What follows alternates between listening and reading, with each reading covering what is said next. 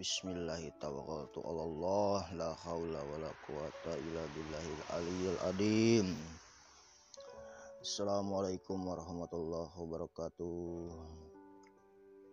Berjumpa lagi dengan saya, alhamdulillahirabbil alamin. Selamat malam buat kita semua. Salam sejahtera buat kita semua ya.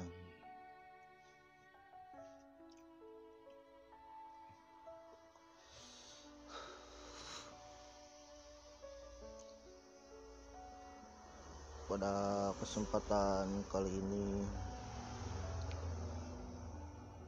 kita hanya berbagi yang ngobrol-ngobrol. Sebetulnya saya juga bukan bisa ataupun pintar ataupun apa gitu kan. Cuman ini semoga aja bisa menjadi pengingat atau pagar buat kita semua, khususnya buat diri saya ya. Karena saya sendiri kadang suka mendengarkan, karena takutnya apa yang saya ucapkan itu ada kesalahan gitu kan. Dan dari lubuk hati yang paling dalam saya memohon maaf untuk kekurangannya itu mutlak dari diri saya. Seperti halnya pada malam kemarin, saya nggak tahu gitu kan. Saya itu nggak bisa bikin video atau audio ya. Pada malam kemarin nggak tahu kayak ada aja halangannya gitu kan. Saya dari habis jam 8 itu udah ngantuk, saya tertidur. Nggak tahu tengah malam kan subangun. Saya ceritanya mau bikin itu, tapi saya cuman habisin satu rokok. Tiba-tiba ngantuk lagi, nggak kuat saya nggak tahu itu kan. Artinya saya juga berpikir waktu itu ya, sampai sekarang pun terpikirkan ada apa gitu kan. Dan mungkin ada kesalahan dari diri saya gitu. Dan saya memohon maaf buat sahabatku semua yang sudah mendengarkan audio ini. Audio atau konten-konten yang saya sudah buat gitu kan. Apabila menyinggung perasaan panjenengan semua gitu kan, saya memohon maaf. Karena sejatinya saya juga bukan orang yang sudah baik gitu kan. Saya juga tak pernah luput dari kesalahan. Jadi apabila yang sudah merasakan tersinggung ataupun gak enak gitu kan, saya memohon maaf gitu kan. Itu mutlak kekurangan saya dan kebenarannya itu datang dari Tuhan. Dan semoga saya mengharapkan dan berdoa kepada Allah, semoga apa yang sudah terbuat, konten-konten yang sudah tersampaikan itu dapat bermanfaat. Besar harapan saya buat kebaikan dan kemanfaatan bagi kita semua.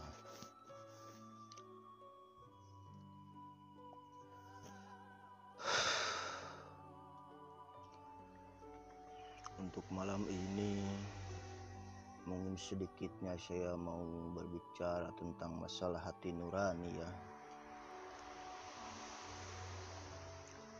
Hati nurani itu inti atau rasa yang paling dalam, karena hati nurani juga ada ya, seperti terbagi dua gitu kan.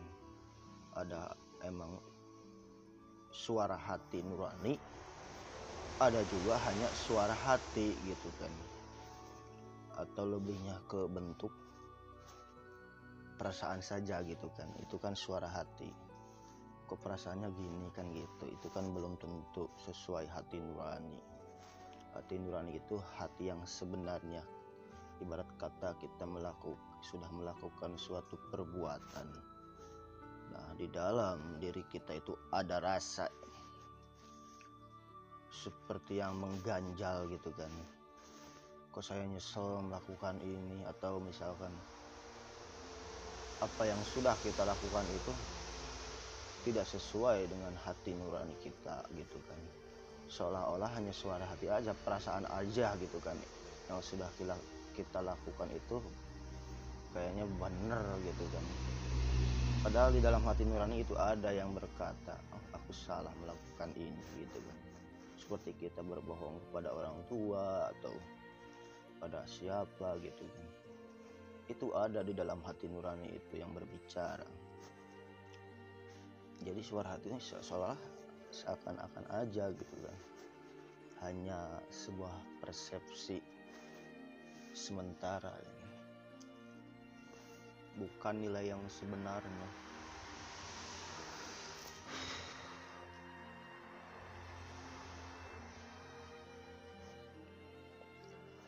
Ya, manusia itu merupakan makhluk yang mulia.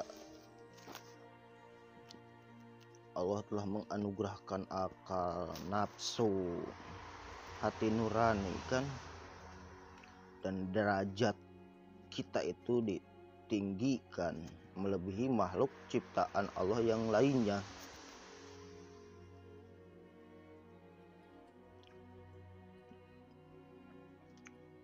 Kita sebagai manusia berbeda dengan makhluk lain seperti malaikat, ya berbeda.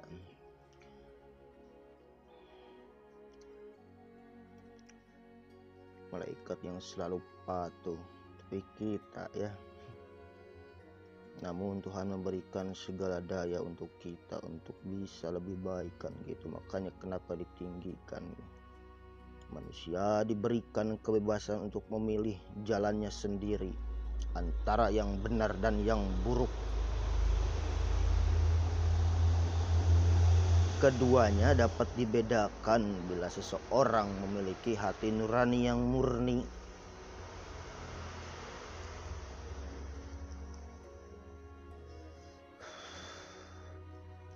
Ibarat kata banyak orang yang mengatakan bila pembunuh, koruptor, maling itu tidak mempunyai hati nurani ya.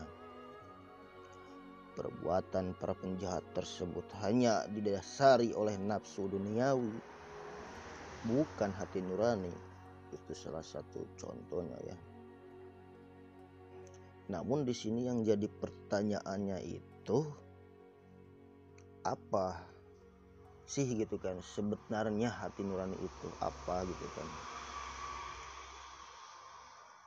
Termasuk diri saya pun masih belajar membaca atau belajar apa hati nurani itu kan, makna sebetulnya. Karena suatu ilmu itu tidak akan ada habisnya.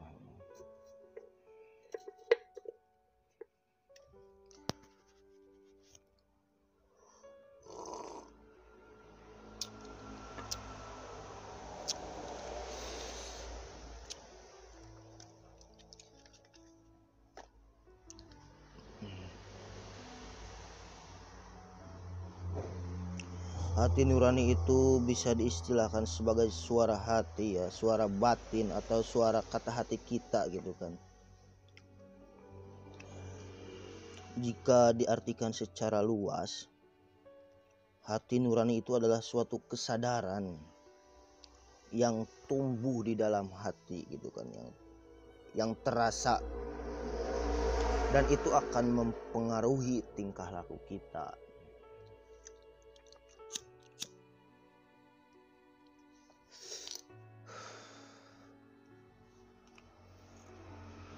Karena di dalam hati nurani itu ada seperti rasa yang membimbing kita gitu kan. Dan itu berpengaruh sekali terhadap tingkah laku, perbuatan, ucapan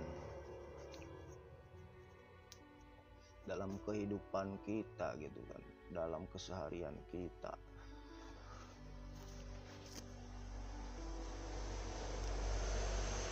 Atau istilah kata kesadaran diri kita, dalam artian seseorang yang mempunyai hati nurani berarti memiliki kesadaran untuk membedakan antara tindakan yang benar dan yang salah.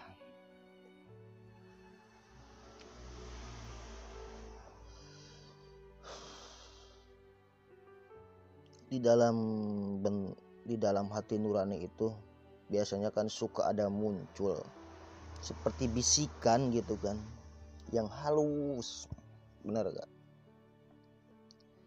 Yang datang dari dalam jiwa yang paling dalam, hanya sepintas bersifat jujur, dan itu kita semua rasakan ya.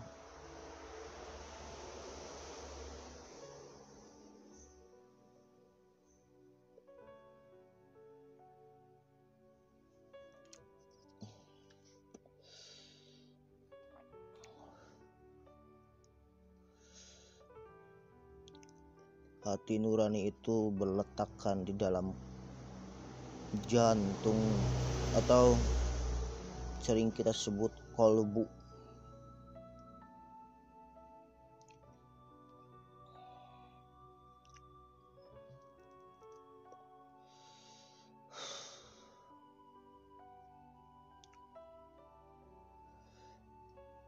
Di dalam hati nurani itu atau dalam kolbu itu ada rasa ruhaniyah yang halus yang berkaitan dengan hati jasmani dan merupakan hakikat diri manusia.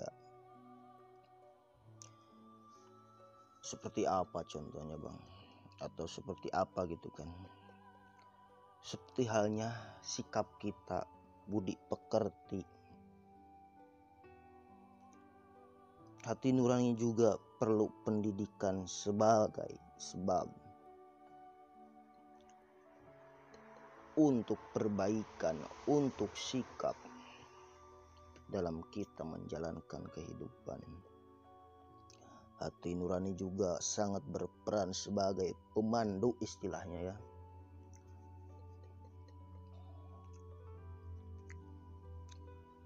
Ibarat kata, bila kita diajarkan tentang akhlak yang baik sesuai tuntunan misalkan sedari kecil, maka kita bisa tumbuh menjadi pribadi yang santun sesuai nurani.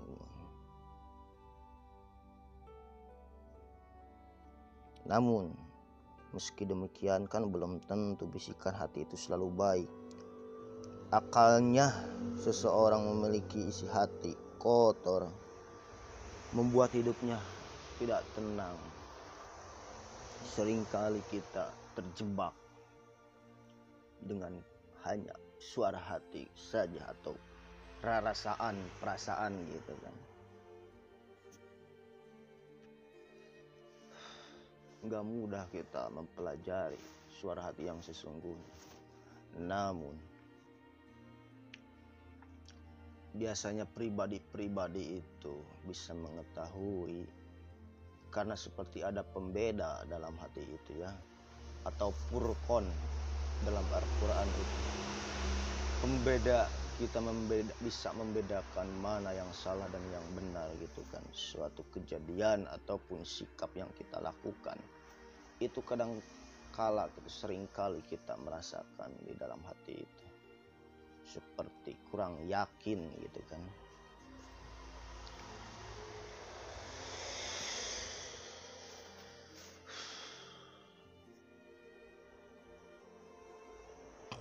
Allahu Akbar.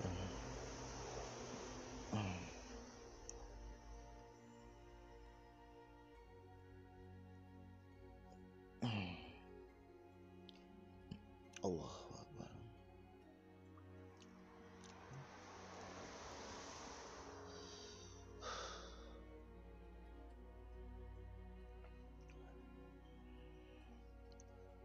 Hati nurani juga kadang-kadang kita selalu terjebak karena apa? Karena rasa itu bisa berbolak-balik ya. Kadang-kadang seperti itu. Atau mudah berubah-ubah gitu kan. kadang kala di jalan yang benar, kadang juga kita itu menjadi hilaf.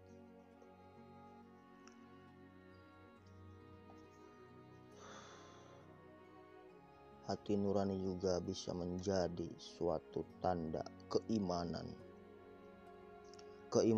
kita gitu kan. Seseorang yang taat kepada Allah, hatinya akan bergetar mendengar seperti ayat-ayat Quran atau firman-firman Tuhan. Itu akan terasa berdebar karena di situ ada nur atau cahaya yang membimbing, yang menggetarkan gitu kan.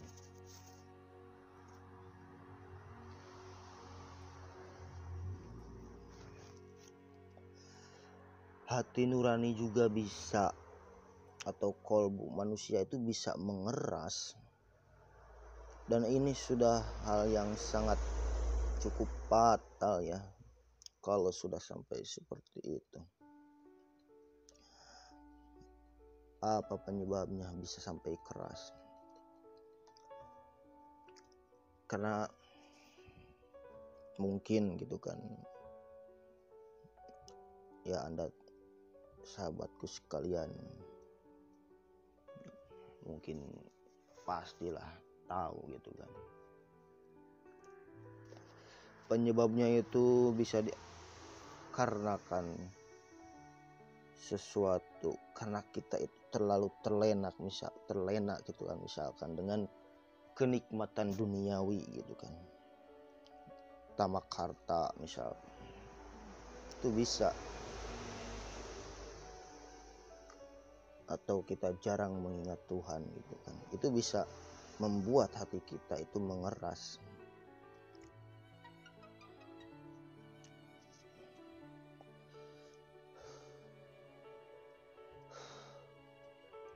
Seperti batu gitu kan, keras gitu kan,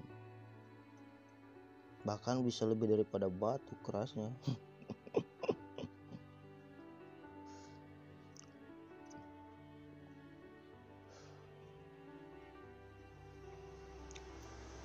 Hati nurani juga bisa, atau kolbu itu menjadi sarang penyakit. Yang dimaksud di sini bukanlah penyakit fisik ya, melainkan penyakit batin. Seperti apa? Seringkali kita dengki, ada rasa iri, ada rasa dendam, sombong gitu kan, dan sejenisnya. Biasanya penyakit-penyakit ini menimpa orang-orang yang munafik dan seringkali lupa untuk mendekatkan diri kepada Tuhan.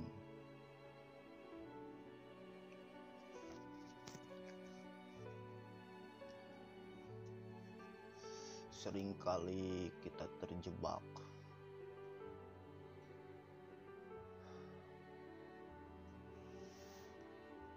karena kehilafan gitu kan, karena kurangnya kesadaran kita.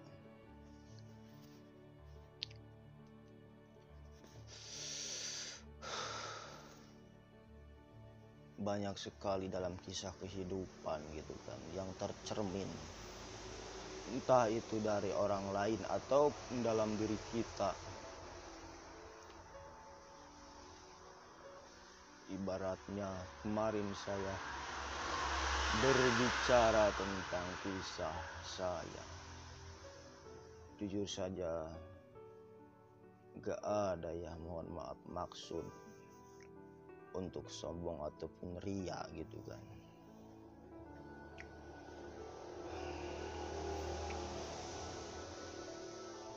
Atau kisah orang-orang Islam yang sudah terdahulu gitu kan.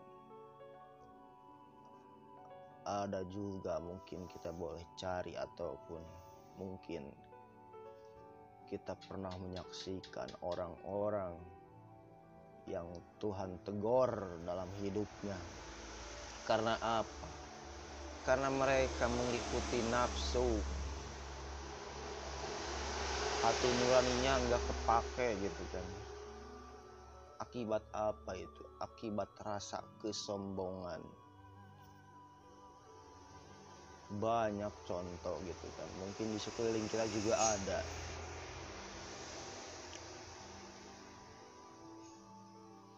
Ini saya bukan mau menjas atau menyudutkan seseorang ya, ini sebagai perumpamaan aja, gambaran gitu kan. Ketika kita sudah mau mulai hilap, melampaui batas, udah itu teguran pasti datang dari Tuhan. Dan saya meyakini itu ya, karena banyak yang terjadi, banyak yang terlihat di depan mata sendiri ataupun di lingkungan kita mungkin ya, yang Tuhan tegur akibat kesalahannya sendiri gitu kan, akibat ketamakannya, akibat kesombongannya kan gitu. Banyak orang yang gila, banyak orang yang gila sanjungan, gila kehormatan.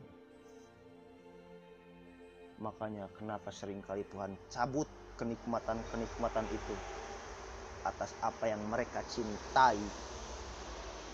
Misal kita mencintai harta, maka Tuhan akan menegur kita gitu kan. Kalau kita udah melampaui batas itu sering kali terjadi ya. Kalau kita gila kehormatan, maka Tuhan cabut kehormatan itu. Karena kenapa? Karena Tuhan sayang gitu kan. Sering kali kita itu berbelok daripada hati nurani. Padahal kalau kita baca, kita pelajari gitu kan, hati nurani itu suatu rasa yang membimbing kita, itu bisa membimbing kita ke arah yang lebih baik.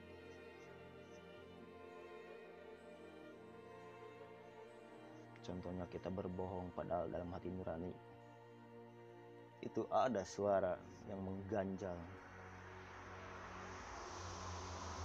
Karena apa? Tiap manusia itu diberikan rasa pembeda atau purkon.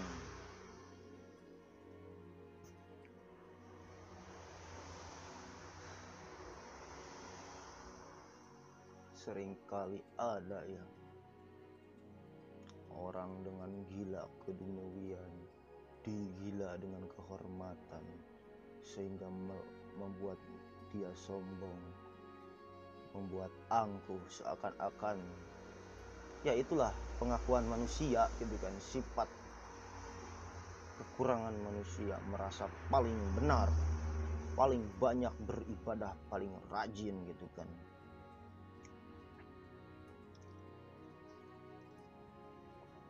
Namun bukan berarti salah.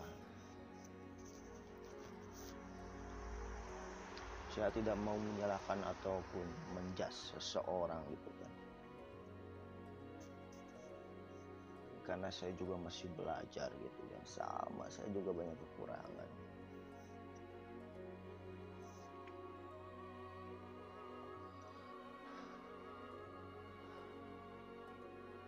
Orang tersebut misalkan karena kecintaannya dengan suatu jabatan atau gila kehormatan, karena merasa apa? Merasa paling pintar, merasa banyak ilmu, merasa banyak pengetahuan. Seringkali dengan pemahaman seperti itu, dengan kelebihan-kelebihan yang Tuhan titipkan, sehingga ia itu seperti merendahkan orang yang di bawah gitu kan. Karena ada rasa keangkuhan, rasa paling pintar. Banyak sekali yang tadinya sudah Tuhan mau angkat derajat mereka gitu kan, derajat seseorang tersebut Tuhan angkat. Namun biasanya ketika seseorang semakin mau diangkat sama Tuhan gitu kan, melakukan kesalahan sedikit pun misalkan, itu bisa menjadi fatal. Udah Tuhan langsung tegur itu.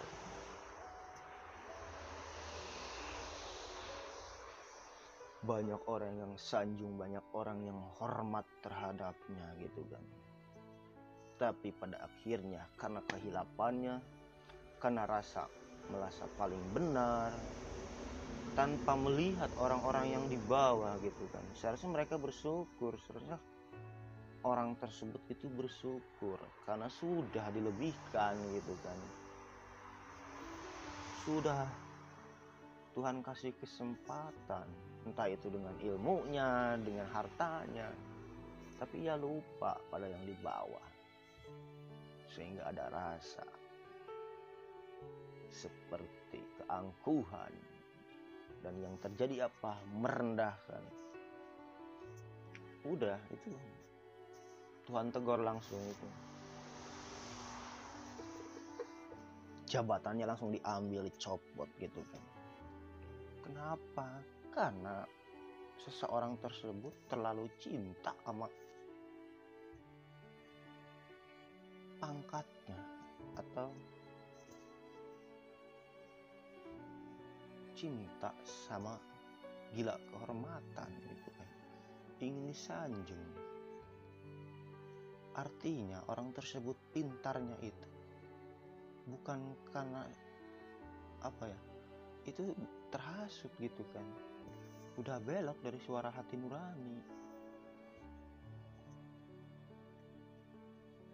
Istilah kata udah mau seperti lupa gitu kan sama jati dirinya, lupa siapa yang memberikan kenikmatan berupa ilmu, berupa harta, sehingga orang tersebut seperti lebih menjauh kepada Tuhan yang memberikannya gitu kan. Tuhan itu sebetulnya seperti cemburu gitu kan. Karena apa? Karena semakin lama dengan sifat keangkuhan itu, ya Tuhan seperti terlupakan gitu kan. Padahal yang memberikannya itu Tuhan sendiri. Makanya kenapa dicabut? Supaya apa? Supaya kembali lagi gitu kan. Supaya cepat sadar lagi gitu kan. Makanya kenapa banyak orang yang Tuhan jatuhkan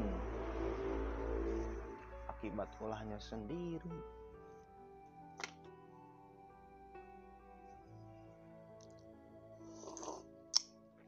Allahu Akbar. Alhamdulillahirrahmanirrahim.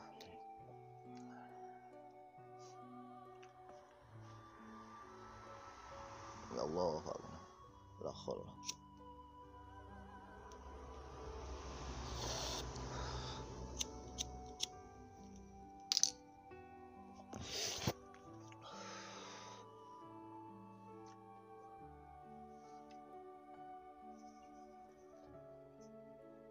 Hati nurani ya.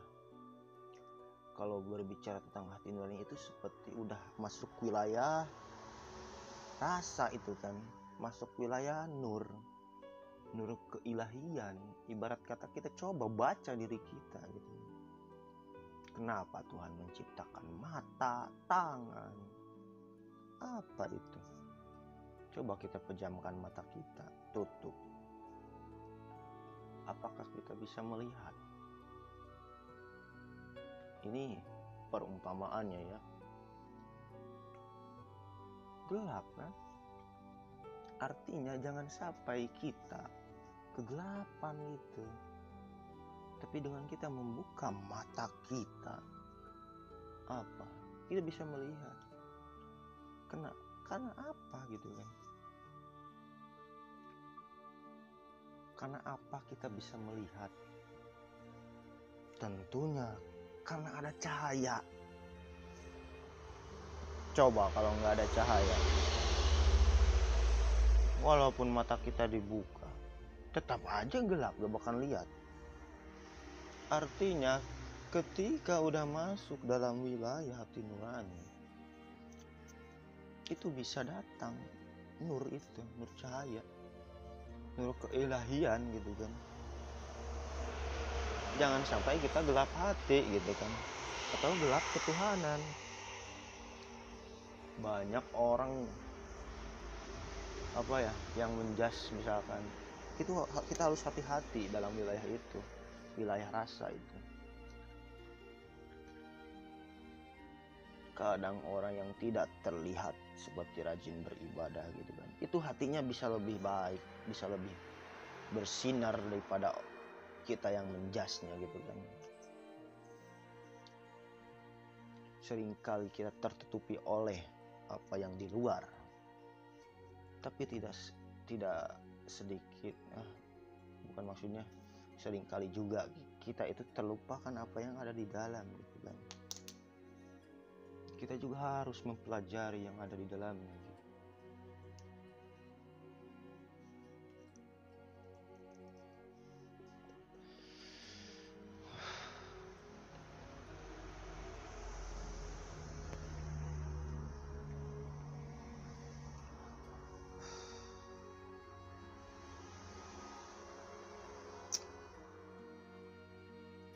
Hati nurani kalau sudah terbimbing oleh dengan cahaya keilahian, artinya udah terang gitu kan, udah ada tanda, sehingga terbimbinglah dengan kuasanya. Orang namanya sudah terkuasa, terbimbing oleh kuasanya gitu kan, itu udah masuk wilayah dalam gitu kan. Itu seseorang tersebut bisa lebih baik. Karena kenapa? Tuhan bimbing langsung dengan cahayanya gitu kan.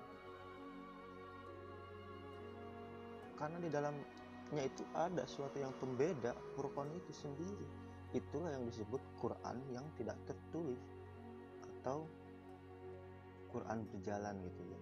Karena ada Al-Quran tertulis, ada Al-Quran yang dalam diri kita. Kita belajar baca kan. Di Al-Quran tertulis itu kan Iqra bacalah. Dan yang tertulisnya coba kita baca dalam diri kita, itu Al-Quran yang berjalan.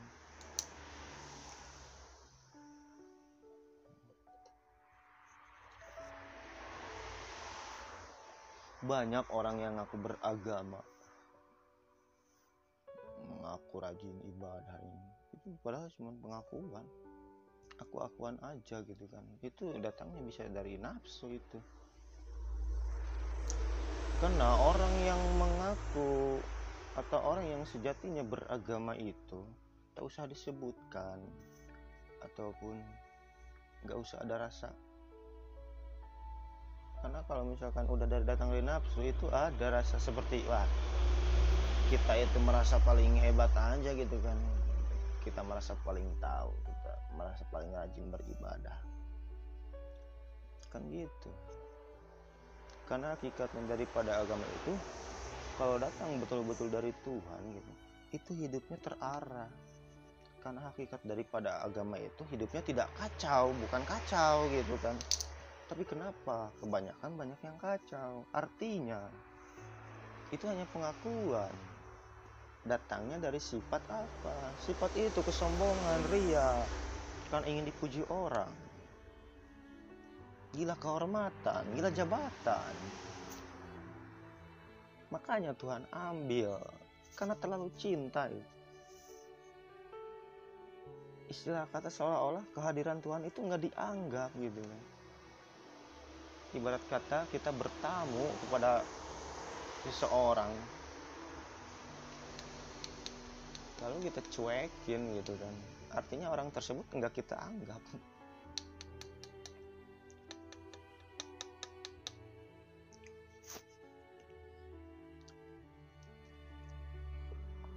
Padahal sejatinya segala sesuatu itu datang dari Tuhan, hanya titipan.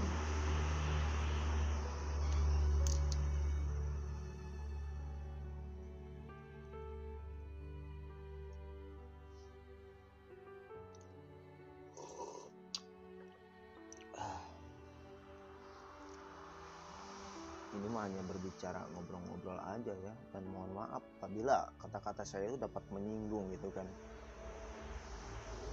Jujur saja, saya juga sebetulnya ya maksudnya berhati-hati gitulah Karena apa? Saya juga ada rasa, maksudnya istilahnya apa ya? Ya itu minimalnya saya takut menyinggung gitu kan. Tapi ya hal aja gitu kan. Bismillahirrahmanirrahim gitu. Karena kalaupun saya misalkan di luar jalur misalkan, udah pasti Tuhan juga tegur saya gitu kan. Tuhan kasih hukuman saya akan kena hukum pasti. Ada sebab ada akibat. Ya itu udah resiko gitu kan. Kenapa? Ucapan saya ataupun sikap kita itu akan dipertanggungjawabkan dunia akhirat. Jangan pernah mengira gitu kan, kita akan dibiarkan begitu saja. Segala sesuatu akan dipertanggungjawabkan.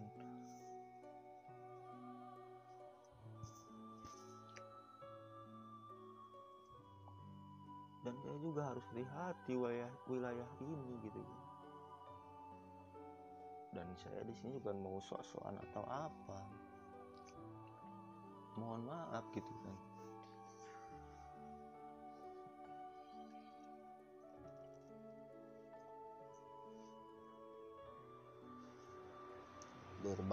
Balik lagi ya ke inti gitu kan. Intinya kita harus bisa belajar, berusaha gitu.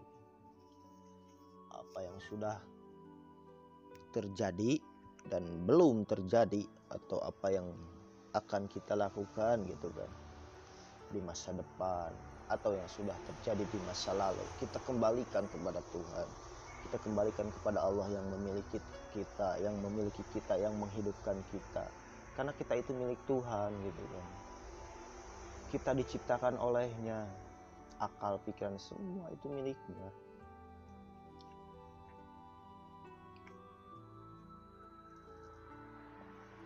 Dengan cara salah satunya kita berdoa, berzikir atau apa gitu kan. Kita kembalikan. Allah Akbar.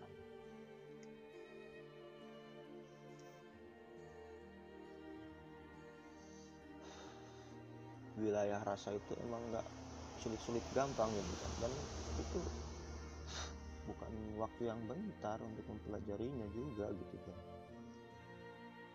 Karena apa? Tuhan mendidik kita itu secara langsung sebetulnya gitu kan, melalui kejadian-kejadian gitu kan. Kita baca kejadian yang sudah terjadi dalam hidup kita.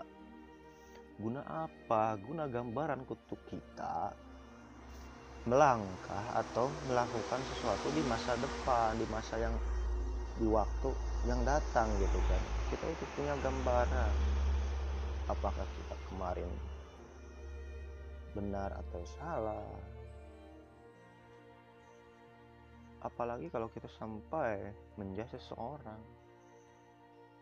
itu masalah wilayah rasa, masalah hati. Itu udah hubungannya pribadinya dengan Tuhan gitu kan. Kita salah aja karena keangkuhan kita, udah itu bisa menjadi fatal juga. Namun emang gak apa-apa sih. Kenapa saya bilang gak apa-apa?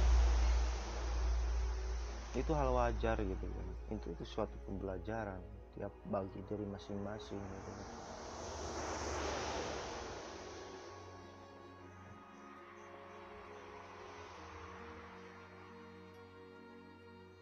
Seringkali ibarat kata kita juga wilayah situ ya, termasuk saya masih sering lupa. Saya jujur aja gitu kan, saya juga masih belajar sama. Jadi ini mah hanya sekedar ngobrol-ngobrol aja ya, saling mengingatkan gitu kan. Karena saya sendiri kadang kalau sudah selesai gitu kan bikin konten ini gitu kan, misalkan saya juga suka mendengarkan ulang gitu kan apa yang sudah saya rekam gitu kan.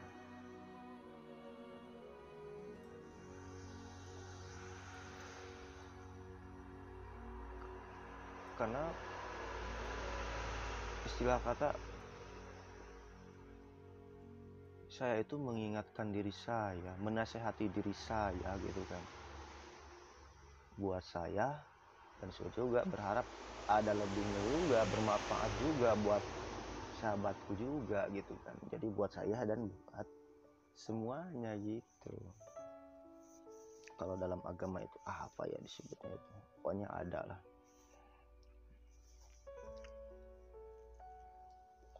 Jadi sama-sama belajar gitu kan. Dan silakan, saya juga mau menerima kok. Kalau kalian mau berkomentar, saya terima, karena saya juga manusia biasa, sama punya kekurangan. Kalian juga punya pemahaman, punya pengertian, punya rasa, sama. Hanya mencocok-cocokkan mungkin kan gitu. Berdiskusi lebih baik gitu kan, daripada kita menghujat, menjatuhkan. Itu dampaknya malah lebih buruk gitu kan. Kalaupun saya salah gitu kan, ayo kita berdiskusi gitu kan. Saya justru malah senang gitu kan ada yang menegur saya apabila emang ada kesalahannya gitu kan. Maksudnya bukan berarti saya nggak salah gitu, justru saya senang karena kenapa, ada yang mengingatkan saya gitu kan. Kalau udah Tuhan yang menegur saya lebih repot, lebih baik saya diingatkan dulu sama sahabat sekalian gitu kan.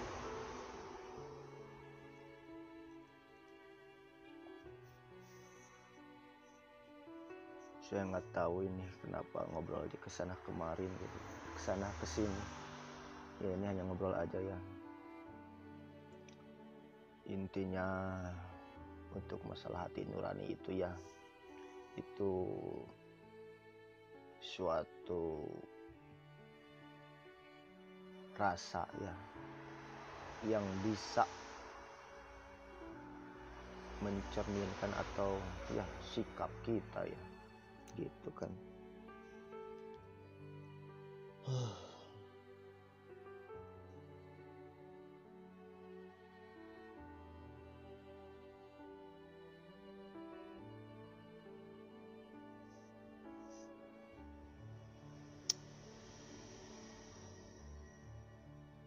Sikap, kesadaran gitu, kesadaran diri kita itu hati nurani kita gitu.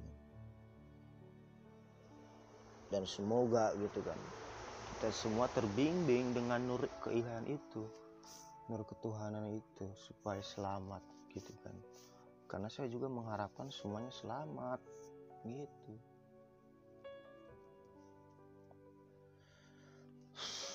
Oke lah,